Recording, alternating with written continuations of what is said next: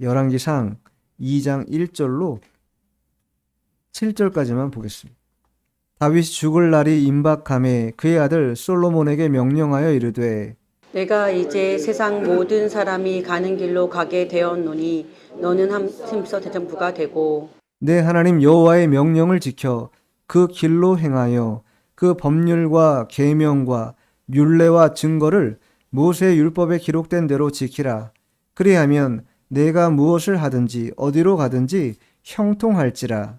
여호와께서 내 일에 대하여 말씀하시기를 만일 내 자손들이 그들의 길을 삼가 마음을 다하고 성품을 다하여 진실이 내 앞에서 행하면 이스라엘 왕위에 오를 사람이 내게서 끊어지지 아니하리라 하신 말씀을 확실히 이루게 하시리라. 수리아의 아들 요압이 내게 행한 일 곧 이스라엘 군대의 두 사령관 넬의 아들 아브넬과 예델의 아들 아마사에게 행한 일을 내가 알거니와 그가 그들을 죽여 태평 시대에 전쟁의 피를 흘리고 전쟁의 피를 자기의 허리에 띤 띠와 발에 신은 신에 묻혔으니 내 지혜대로 행하여 그의 백발이 평안히 수월에 내려가지 못하게 하라. 마땅히 길르앗 바르실레의 아들들에게 은총을 베풀어 그들이 내 상에서 먹는 자 중에 참여하게 하라.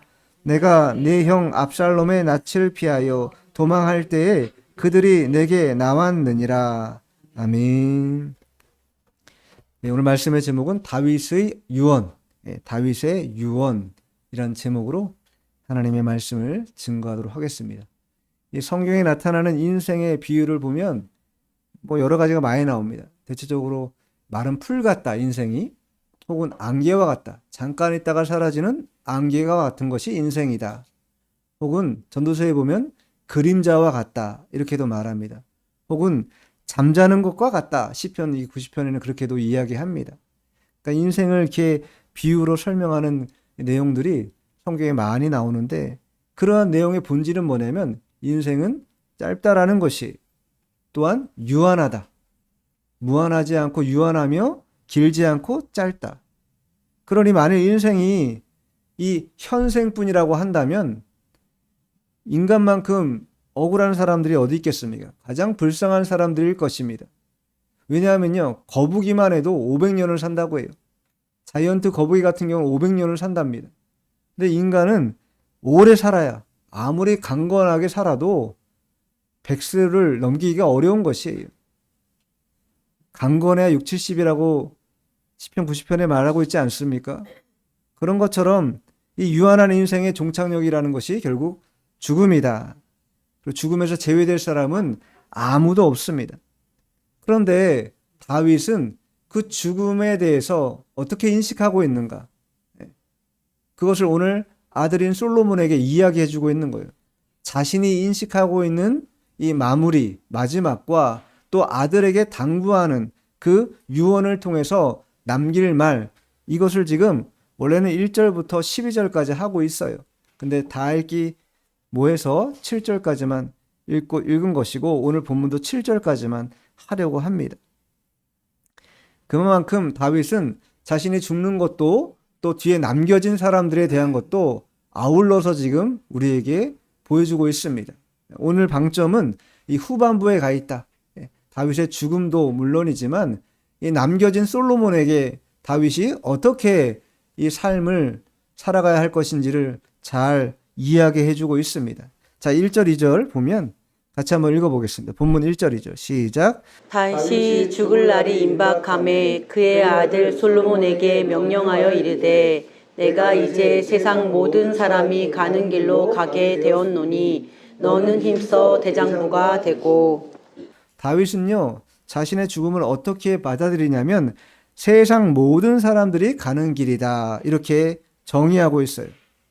그러니까 인간의 죽음이라는 게 특별하지 않다라는 거예요. 누구나가 다 한 번은 맞이하는 것이고, 그리고 그 맞이하는 것이 다른 길로 가는 거라고 분명히 말하고 있지 않습니까? 우리가 생각할 때 자연인들은 이 죽음을 어떻게 받아들이냐면 이것을 존재의 소멸로 받아들입니다. 그냥 죽으면 다 끝난다. 존재가 소멸된다. 이렇게 인식한다라는 거예요. 그러나 다윗은 어떻게 말해요? 사라지는 것이 아니라 다른 길로 간다라는 거예요. 이 얘기인즉슨 우리가 죽음이라는 관문을 통해야만 다른 세계로 진입할 수 있다. 그러니까 소멸이 아니라 또 다른 세계의 진입이라는 거예요. 그 진입이 천국으로의 진입이냐 아니면 영원한 형벌받을 지옥으로의 진입이냐 그 차이만 있을 뿐이지 영원성이라는 건 같다라는 거예요. 그러면서 다윗은 모든 사람들이 그 길로 가기 때문에 자신도 이제 이 땅에서는 부귀영화를 누리고 또 많은 고생도 경험하고 여러 가지 환난도 경험했지만 자기 자신도 이제 그 죽음을 곧 맞이하게 된다라는 거예요. 임박했다라는 게 이제 가까이 왔다라는 거 아니겠습니까? 그런데 그 마지막을 맞이하는 다윗의 어떤 그런 모습이 이 1절 행간에 뭐 완전하게 드러나지는 않지만 그러나 느껴지는 게 뭐예요? 두려워하지 않고 있다라는 거예요. 그게 두렵지 않다라는 겁니다. 하나님의 뜻대로 잘 받아들이고 그것을 순응하여서 다른 길로 진입하는 그 길을 나는 가겠다. 이렇게 지금 이야기하는 것과 똑같은 것입니다. 그렇기 때문에 이 죽음이라는 것 사람마다 다 당하는 것이기 때문에 놀랄 일이 아니라는 거예요. 특별히 신자들에게는 지난주 말씀드린 것처럼 본향을 향해 가는 길이기 때문에 더더욱이 인색하거나 두려울 필요가 없다. 그래서 지난주 말씀에 히브리서 11장 말씀했잖아요. 마지막 16절 본문 16절 말씀 뭐였습니까? 그들이 이제는 더 나은 본향을 사모한다. 그들은요 믿음의 선진들입니다. 우리와 동일하게 믿음을 가졌고 오실 메시아를 믿고 살았던 그 믿음의 선진들은 더 나은 본향을 사모했다라는 거예요. 이 땅에 여러 가지 만족할 만한 것이 있어도 그것이 내 인생을 가득 채울 수 없음을 분명히 인식하고 더 나은 본향을 사모하며 그 나라를 가기 위해서 애를 썼어요.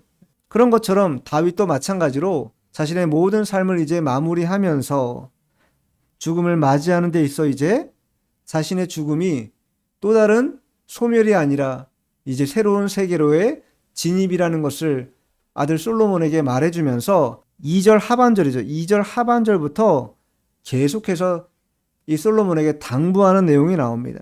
뭐라고 당부해요? 너는 힘써 대장부가 되고 대장부가. 직역하면요. 이런 뜻입니다. 너는 남자가 되라. 남자가 되라. 이런 뜻이 남자가 되라. 여성을 비하하느냐 뭐 그런 의미는 아닙니다. 남자가 된다라는 것은 남자의 어떤 강인함. 물론 지금 요즘 시대 여성도 뭐 강인하고 또 활력이 넘치는 분들도 많이 계시지만 일반적으로 하나님 주신 이 성정 자체가 남성성이 훨씬 더 강인함이 있지 않습니까? 그런 것을 뜻하는 것이 너는 남자가 되라 이 말이에요. 그러니까 율법을 지키는데 하나님의 말씀을 지키는데 그 지킴에 있어서 남자와 같이 담대하게 끝까지 지켜나갈 수 있어야 한다라는 거예요. 이 말씀 유사하게 여호수아에게도 주지 않습니까? 모세가 이제 출애굽을 완료하고 가나안 땅에 모세는 들어가지 못하게 된 때에 모압 평지에서 여호수아에게 뭐라고 증언합니까? 강하고 담대하라고 하지 않습니까? 율법을 따라가라고 하지 않습니까? 좌우로 치우치지 말라고 하지 않습니까? 극강 담대하여야 그 나라에 들어갈 수 있다고 말하지 않습니까? 그와 같이 남자가 되라는 말은 강하고 담대함을 가지고 이 땅을 살아내라 이렇게 아들 솔로몬에게 이야기하고 있는 거예요. 그것을 보면 3절에 나중 하겠지만 하반절에 보면 그렇게 하면 어디로 가든지 형통하다. 어디로 가든지 형통하다 얘기하고 있어요. 그러니까 다윗의 입장에서 아들 솔로몬이 형통한 삶을 살기를 원했다라는 거예요. 그래서 그 형통한 삶을 살기 위해서 첫 번째 솔로몬 너가 해야 될 일이 뭐냐? 산의 대장부와 같은 마음을 가져야 된다라는 거예요. 흔들림 없이 어려움과 난관을 만나도 뚫고 나아갈 수 있는 그런 마음, 그게 필요하다라는 거예요. 근데 그것이 어떻게 주어지는가? 말씀을 신뢰할 때 주어진다라는 겁니다. 말씀을 신뢰할 때. 말씀을 신뢰하고 따라가면요, 강하게 됩니다. 담대함이 찾아와요. 그런데 반면 말씀을 의심하고 불순종하면요, 그 시점으로부터 인생의 고비가 찾아오게 됩니다. 그리고 고비를 넘기기가 현격하게 어렵다라는 거예요. 그만큼 우리 홀로 힘으로는 이 인생의 무게를 감당하기가 어려운 것이 사실이에요. 연세 많으신 분들은 지나온 삶의 궤적을 돌이켜보면 제가 무슨 말을 하는지 잘 아실 거라고 생각이 됩니다. 다윗은요, 왕이었지만 얼마나 많은 환난을 경험했습니까?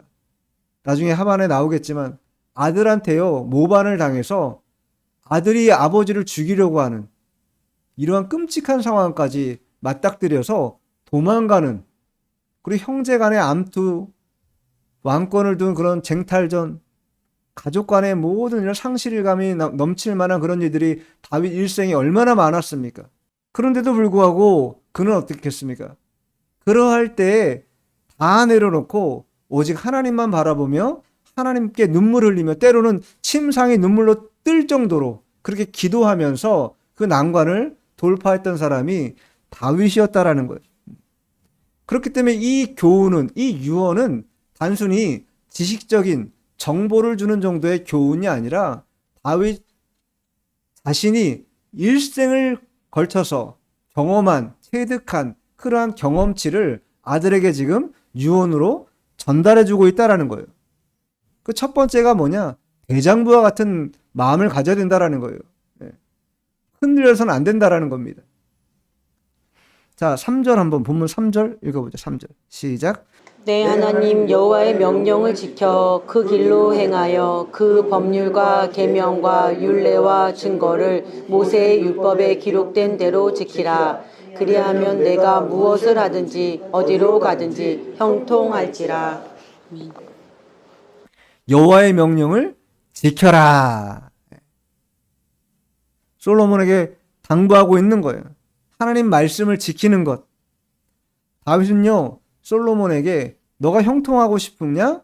너가 형통하려면 다른 것에 마음을 빼앗기지 말고 하나님 말씀을 따라가는 것, 하나님 말씀을 지키는 것, 그거 한 가지만 하면 된다라는 거예요. 그것만 하면 된다. 말씀은요, 왜 그렇게 강조합니까? 말씀은요, 인생의 나침판과 같은 거예요. 나침판. 예수님도 뭐라 했어요? 내가 곧 길이요 진리요 생명이다. 예수님이 길이라고 말씀하셨어요. 그럼 우리는 예수님의 제자들로서 예수님이 걸어가신 그 길을 따라가는 자들이 되어야 된다라는 거예요. 각각의 개인의 자기 자신만의 나침판을 들고 각자가 사분오열해서 각자가 가는 길이 아니라 예수 믿는다고 하면 모두가 다 한 가지 나침판, 예수 그리스도라고 한 그 나침판을 따라서 걸어가는 것. 그게 바로 온전한 제자도요. 또 주께서 우리에게 원하시는 삶의 모습입니다. 그리고 그 모든 것을 총괄하는 모수가 뭐냐? 그게 바로 말씀이라는 거예요, 말씀. 우리가 이제 간혹 운전을 하고 지방을 갈 때가 있습니다. 그런데 운전해 보신 분들은 알지만 낯선 길을 가면요, 어떻습니까? 내비게이션 보면서 가긴 하지만 항상 조심스러워요. 낯설기 때문에. 속도도 조심스럽고 또 여러 가지가 조심스러울 수밖에 없다라는 거예요. 그런데 만일 우리가 아는 길을 간다고 해보세요. 그럼 어떻습니까? 속도도 빠르고요. 자신감이 다릅니다. 길을 알면은요, 50% 정도는 이미 넘고 가는 거예요. 넘고 가는 거라고. 그만큼 길을 아는 사람과 길을 모르는 사람의 이 차이가 크게 차이가 난다. 현격하게 차이가 난다라는 거예요. 그렇다면 우리의 인생의 길을 누가 알려줍니까? 나도 모르는 인생의 길을 어느 선생님이 나에게 알려줄 수 있겠습니까? 남편이 알려주겠어요? 아내가 알려주겠어요? 선생님이 알려주겠어요? 목사님이 알려주겠습니까? 어느 정도의 충고와 도움은 줄 수 있을런지 몰라도 온전하게 그 길을 알려주는 것은 오직 주의 말씀밖에 없다라는 거예요. 그래서 말씀을 벗어나면 그때부터 뭐예요? 어려움을 만나게 됩니다. 여러분 시편에 보면요, 시편 19편, 오늘 교동문 19편 읽었죠? 19편, 29편, 또 보면 119편이 나옵니다. 119편은요, 가장 많은 절을 가지고 있어요. 176절입니다. 근데 그 176절 모두가 어디에 포커싱이 되어 있냐면 하나님 말씀에 포커싱이 되어 있다라는 거예요. 말씀을 따라가는 것이야말로 가장 중요한 일이라고 강조하고 있는 것이 다 읽을 수 없기 때문에 1절, 2절만 읽어볼게요. 119편. 행위가 온전하여 여호와의 율법을 따라 행하는 자들은 복이 있으며 여호와의 증거들을 지키고 전심으로 여호와를 구하는 자는 복이 있도다. 아멘. 여호와의 율법을 따라 행하는 자들은 복이 있다. 분명히 증거하고 있습니다. 주의 말씀은 내 발의 등이요 내 길에 빛이니이다. 말하지 않아. 이것도 어디 119편에 있는 거예요. 그만큼 주의 말씀이 우리의 인생에 가장 유용하고 귀한 나침반이다. 그렇기 때문에 이 다윗은 아들 솔로몬에게 그 말씀을, 그 율례를 벗어나지 않도록 당부하고 있는 거예요. 그러면서 너가 어디로 가든지 그래야 형통할 수 있다, 이렇게 말하고 있는 것입니다. 그런데 문제는 사람이 하나님의 말씀을 지키려고 하고 순종하려고 하면 어떤 일이 벌어지는가? 시험과 방해가, 위협이, 마음이 약해지는 일들이 너무 많이 찾아온다라는 거예요. 왜 그렇습니까? 어둠의 영 마귀는요, 하나님의 말씀 먹는 걸 뭐예요? 제일 싫어합니다. 말씀을 먹으면 어떻게 되기 때문에? 단단해지기 때문에, 굳건해지기 때문에, 하나님 뜻을 세워가는 사람이 되기 때문에 말씀을 근절하기 위해서 성경을 펴지 못하도록 혹독하게 방해하고 위협하고 시험합니다. 그래서 예수님도 40일 동안 광야에서 금식으로 시험 받으실 때 제일 처음에 시험이 뭐예요? 떡 시험이잖아요. 떡. 세상 떡 시험 아닙니까? 예수님께서 뭐라고 말씀하세요? 사람이 떡으로만 살 것이 아니요 하나님의 입에서 나오는 모든 말씀으로 살 것이다. 분명하게 말씀하셨어요. 현세를 살아가는 우리가 물론 육신의 안보함을 위해서 먹어야 되겠지요. 그러나 그것이 우리의 인생을 보살필 수 있는가? 그렇지 않다라는 겁니다. 하나님 말씀을 따라가는, 그러나 그 반대급부는 또한 혹독하다. 그것을 어떻게 견뎌야 된다는 거예요? 산의 대장부와 같이 견뎌내야 된다는 거예요. 유혹받지 말고 흔들리지 말고 견고하게 나아가야 된다. 그 신앙에는 용기가 필요합니다. 용기가 필요하고 희생이 각오가 돼야 돼요. 그래야 신앙이 한 걸음씩 진일보할 수 있게 되는 거예요. 오늘 우리가 고린도서 16장 교독했는데 예배 전에 13절 14절에 어떻게 써 있습니까? 깨어 믿음에 굳게 서서 남자답게 강건하라. 남자답게 강건하라는 거예요. 그러면서 앞에 뭘 말? 깨어 있어야 된다는 거예요. 믿음에 깨어 있어야 된다. 믿음에 깨어 있으려면요, 기도하고 말씀밖에 없어요. 본질로 돌아가는 것 말고 아무것도 없습니다.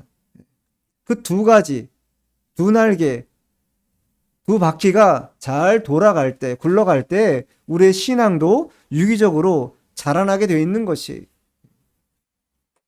자, 본문 4절 돌아와서 4절 읽어보자. 본문 4절 시작.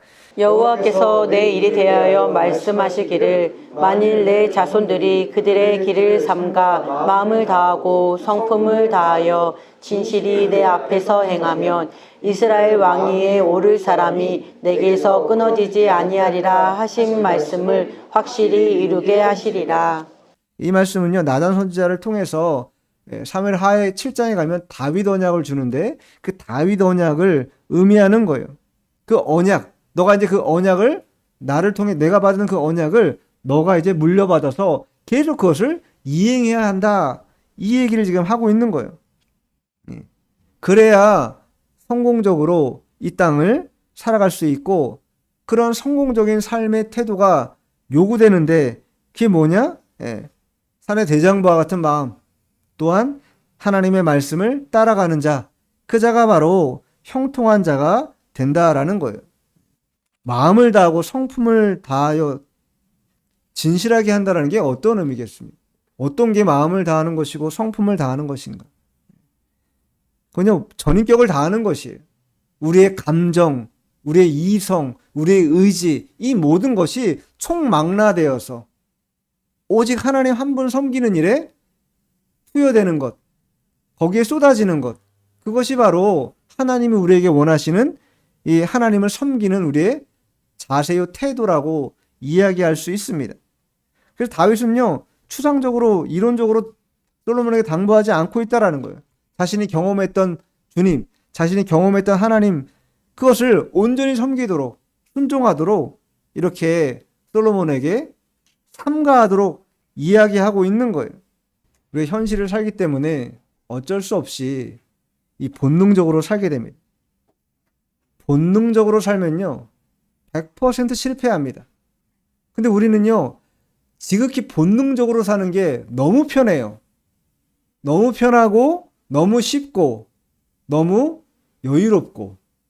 근데 이 본능을 억제하고 비본능적으로 살아가려고 하면요, 그때부터 어려운 거예요. 불편하고, 힘들고, 하기 싫고, 안 했으면 좋겠고. 왜 이 시간에 에어컨을 안 나와서 이렇게 더운 거며, 왜 내 마음이 이렇게 힘든데 에어컨까지 이렇게 속을 썩이는 건지. 우리의 본능이요, 그대로 놔두면 이렇게 흘러가게 돼 있다는, 그게 뭐예요? 생각이라는 거예요. 생각이 어떻게 그렇게 흘러가는 거예요. 그러면 자연스럽게 내 생각을 흘러가게 놔두면 어떻게 되겠어요? 하나님 편으로 안 간다라는 거예요. 결코 갈 수가 없어요. 말씀을 따라가는 길이 아니라는 거예요, 그거는. 그때 어떻게 해야 됩니까? 억제해야죠. 그런 생각의 사고가 흘러가지 않도록 차단해야 된다라는 거예요. 말씀으로 차단하고 기도로 차단해서 그 생각의 흐름이 더 벗어나지 않도록. 그래서 오늘 본문에 뭐라 했어요? 삼가라. 그 마음을 다하고 성품을 다하여라고 할 때 그 앞에 뭐라 했어요? 삼가한다라는 게 뭐예요? 근신한다라는 거 아니에요. 조심한다라는 거 아니겠습니까? 조심히 해야 한다라는 거예요. 그래서 로마서 6장 12절에 보면 이렇게 써 있습니다.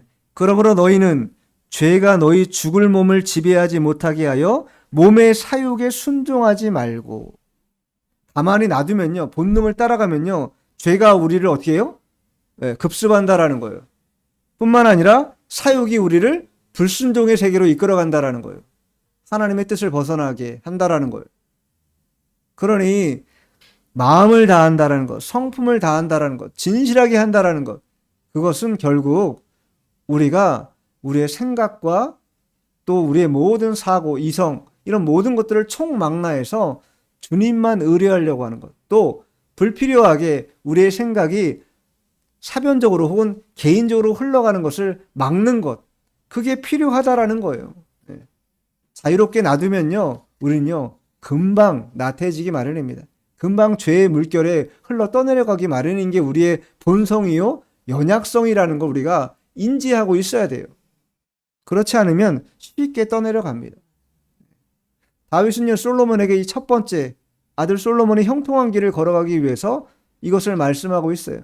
그럼 두 번째는 무엇을 이야기하고 있는가? 자, 본문 돌아와서 5절 6절 읽어보죠. 5절 6절 시작. 수레의 아들 요압이 내게 행한 일 곧 이스라엘 군대의 두 사령관 넬의 아들 아브넬과 예델의 아들 아마사에게 행한 일을 내가 알거니와 그가 그들을 죽여 태평 시대에 전쟁의 피를 흘리고 전쟁의 피를 자기의 허리에 띤 띠와 발에 신은 신에 묻혔으니 내 지혜대로 행하여 그의 백발이 평안히 스올에 내려가지 못하게 하라.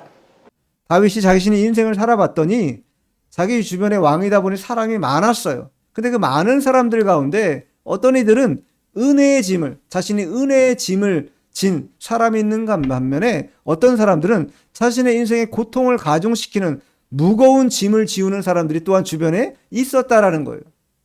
그러한 양상의 사람들이 내 주변에 있음을 솔로몬 너는 인식하고 있어야 된다는 거예요.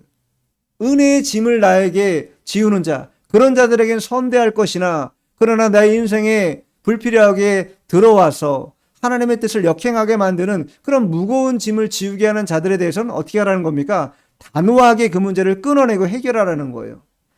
그 대표자가 누굽니까? 요압. 오늘 본문은 아니지만 8절 9절에 가면요, 시므이가 나옵니다. 그들이 다윗의 인생에서 무거운 짐과 같은 역할을 했던 자들이라는 거예요. 요압은 다윗의 군대 장관입니다. 다윗 통치 아래 충성하긴 했어요. 근데 그 성정 자체가 하나님의 뜻을 따라간다기보다 굉장히 자기중심적이에요. 자기가 원하는 대로 해요. 그러니까 자기 입장과 처지를 먼저 생각하는 그런 얕은 사람이었다라는 거예요. 그런 사람을 군대 장관으로 쓰다 보니 이 다윗의 마음을 읽어내지 못하고 엉뚱한 일을 저지르는 그런 경우가 많았다라는 거예요.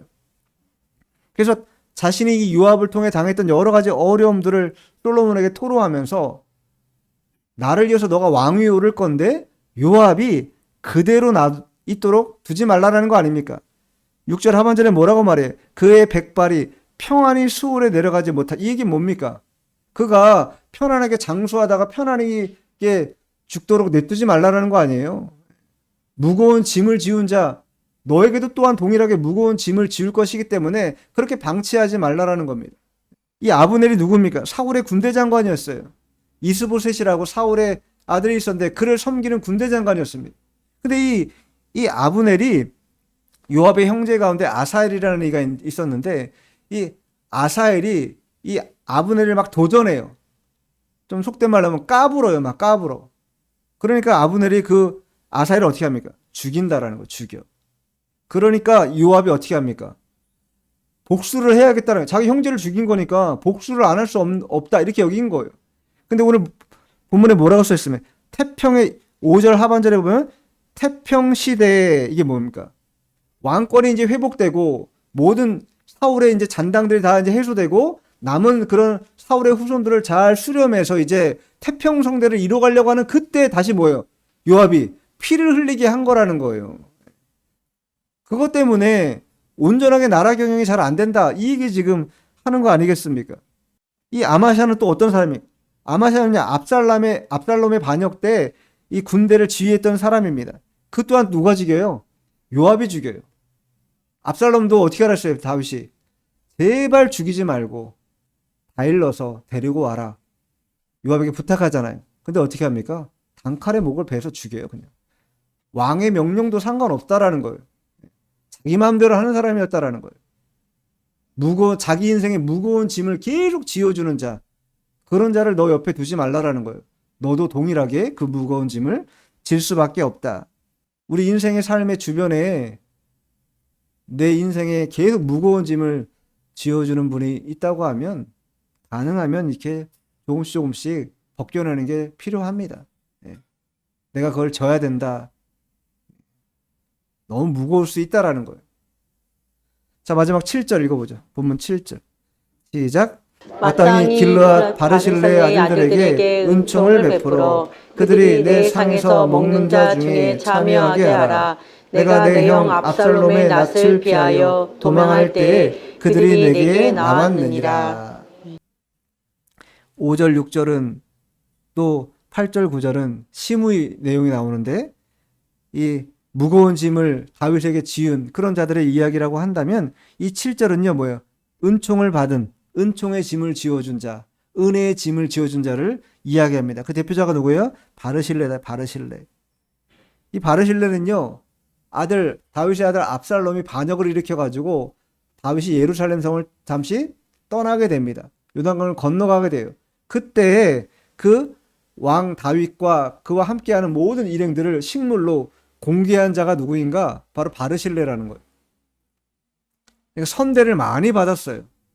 그래가지고 나중에 다윗이 이제 그 모든 압살롬의 반역이 진압되고 다시 예루살렘 돌아와가지고 바르실레에게 이제 뭔가 은총을 베풀려고 하니까 바르실레가 뭐라고 말하면 나한테 베풀지 말고 우리의 자식들, 아들들에게 베풀어 달라 이렇게 요청합니다. 그랬기 때문에 다윗이 자기가 이제 곧 죽을 것이기 때문에 나는 못하지만 솔로몬 너는 이 뭐예요? 다윗과 바르실레 간에 뭐예요? 약속이잖아요. 약속이기 때문에 약속을 너가 내 대신 지켜라 이 얘기예요. 지켜라.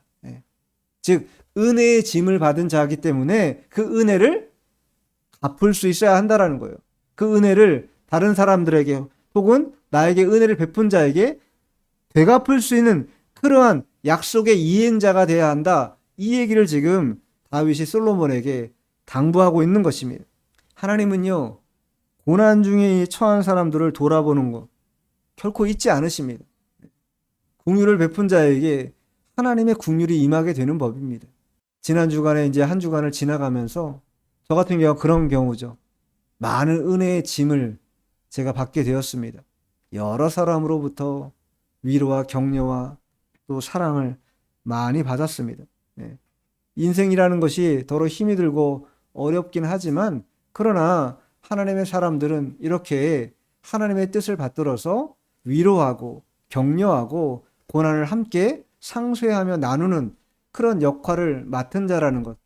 그게 나에게만 주어진 게 아니라 또 내 옆에 있는 사람들에게도 주어졌고 사통팔달처럼 그렇게 유기적으로 연결되어 있다.